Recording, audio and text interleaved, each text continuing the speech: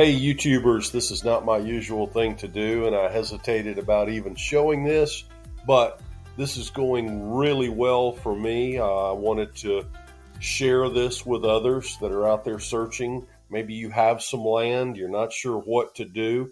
Um, just remember, if anything is easy, everyone would be doing it, and nothing is going to get you rich quick unless you put some effort into it. And I believe there's not a terrible investment to get started with elephant garlic.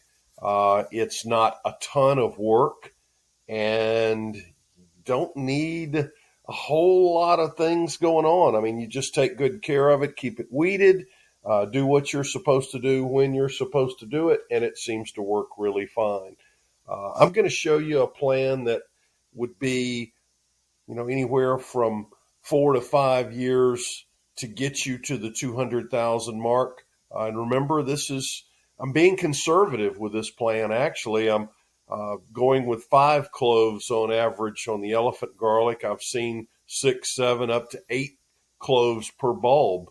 But on average, you're going to have 5 or 6. So I'm going to use 5 for the numbers we're going to show you here shortly. Hang on. Okay, we're going to go through some numbers real quick. Let's see. You can get a large bulb of elephant garlic for around $8 on Amazon.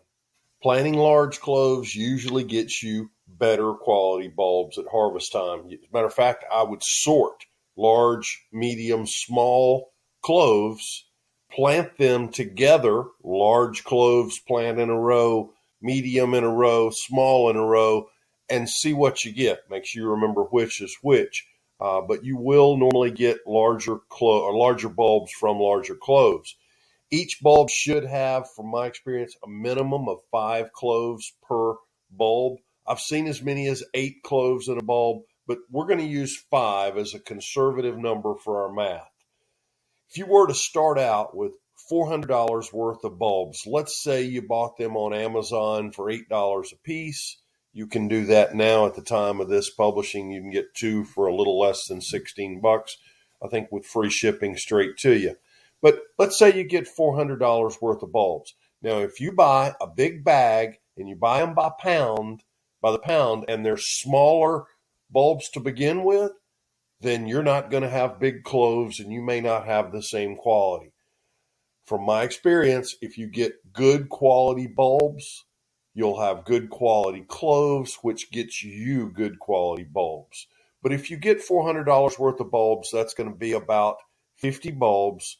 That's going to give you about 250 or more cloves to plant. You'll need to separate those carefully and do everything you're supposed to do on that. Plan on using about 250 square feet of raised bed space, or about 1 square foot per clove planted. I know a lot of people will do them 6-inch intervals, this, that, and the other. But again, from my experience, if you want large bulbs that weigh 3/4 of a pound or so, you want to make sure they have plenty of room to grow. If you have proper soil, you can also just use 250 square feet of garden space. In 1 year after harvesting, you have about 250 bulbs. Those 250 cloves turned into 250 bulbs, which gives you about 1,250 cloves to plant the next year. That means you're going to need about 1,250 square feet of garden or raised bed space. This does not have to all be together. You can have bunches of smaller beds. In your second year harvest, you're going to have about 1,250 bulbs, which gives you about 6,250 cloves. I hope you're getting the picture here. We're multiplying it by 5 every year because 1 clove turns into 5 cloves after 1 growing season. You'll now need about 6,250 square feet of garden raised bed space. It's multiplying also. In your year 3 harvest, you're now going to have about 6,250 bulbs, which gives you about 31,250 cloves. You'll now need about 31,250 square feet of planting space. That's slightly less than about 3/4 of an acre. In your year 4 harvest, you'll have about 31,250 bulbs. Let's just save 6,250 bulbs again for replanting, and then sell the other 25,000 of them at $8 each and potentially earn $200,000 before expenses. In year 5, you replant the 6,250 bulbs, 6,250 bulbs, and repeat the process, potentially earning $200,000 a year before expenses on 3/4 of an acre of land. Some of your expenses are as follows. Professional soil test, and by all means, get it done. You're looking at, it's different everywhere, possibly about $15 if you collect the samples and send them in. Check with your county extension office. You can normally pick up the bags or the sample boxes. They'll tell you on them how many samples to get, where to get them from, those kind of things in your field. You're also looking at your land cost or raised bed materials. If you're building raised beds, that's going to add up pretty quick. Filling the raised beds is going to add up pretty quick. Make sure you get your own compost. If you've got tons of leaves, if you've got chickens, if you've got any kind of manure of any kind, age it, use it, save some money. Also, lime. You're going to want to shoot for about a 6 to 7 pH on your soil for best results. You're also looking at your raised bed soil. We just mentioned compost, other things, or your garden amended soil. You're going to need well-draining soil that is loose enough for the bulbs to grow. If you're just tilling your existing garden soil, it should be loose down to a depth of 8 to 10 inches. Do your research on how to accomplish this. Don't waste garlic cloves in an improperly prepared garden. I like to use bone meal when I'm planting, maybe a tablespoon per clove planted.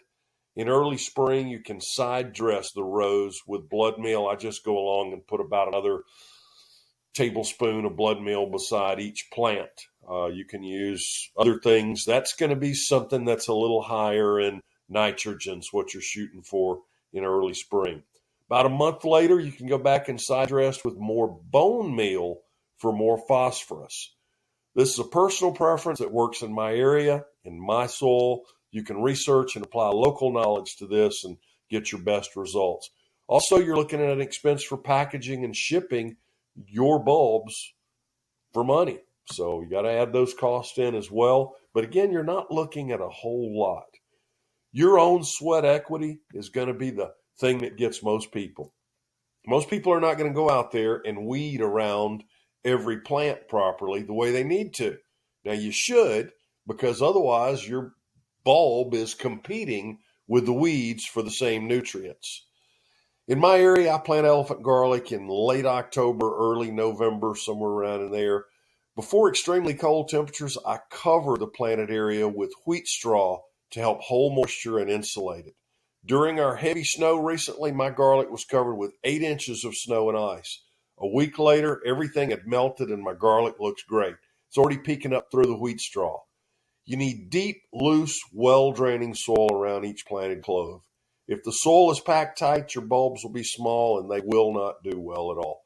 Do your homework about how to amend your soil. I use about a tablespoon of bone meal for each planted clove. In early spring, you can side dress the plants with bone meal or a high nitrogen fertilizer. About a month after that, I add phosphorus again with the bone meal. I know I'm repeating myself from earlier, but this is worth mentioning more than once. About another tablespoon per plant should suffice on the bone meal for the extra phosphorus. Your garlic plants will form tall stalks and eventually form a scape on top. You should clip these scapes and save them. They're delicious sauteed in butter and olive oil. If you leave them on the plant, all that energy is going to go to the flower instead of what you want to be a fat bulb down in the ground. So by all means, clip those scapes at the right time. As soon as you see them form, get them off there and save them and eat them. Elephant garlic needs up to about 8 months to properly mature.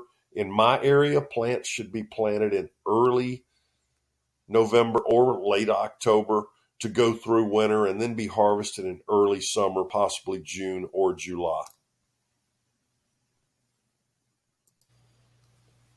There aren't lots of guarantees in life when there are lots of variables. Most people will not do what is necessary. You could start small if you didn't want to spend $400 on bulbs. You buy a few and give it a shot. Please use my affiliate link in the video. I'm not doing this video just to make money off Amazon. I'm doing it to help you guys, but it takes money and time to make this video, and it would be nice to get a little something from it. But I would receive a small commission if you use this link to buy your elephant garlic. It's not much, I promise you, but it will not affect your price. Your price remains the same, and your support for Tennessee Farm is much appreciated. Please like and subscribe our video. I look forward to seeing everyone soon.